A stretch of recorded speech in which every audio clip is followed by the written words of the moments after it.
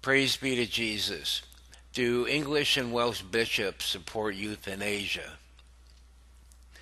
The Catholic bishops of England and Wales have defended Adler Hayes Hospital's handling of dispute over seriously ill child Alfie Evans, hours after Alfie's father, Tom Evans, met Pope Francis.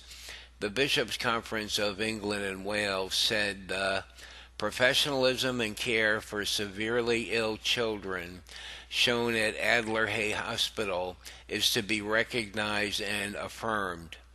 In a statement a few hours later, the bishop said, "We affirm our conviction that all those who are and have been taking the agonizing decisions regarding the care of Alfie Evans act with integrity and for Alfie's good as they see it."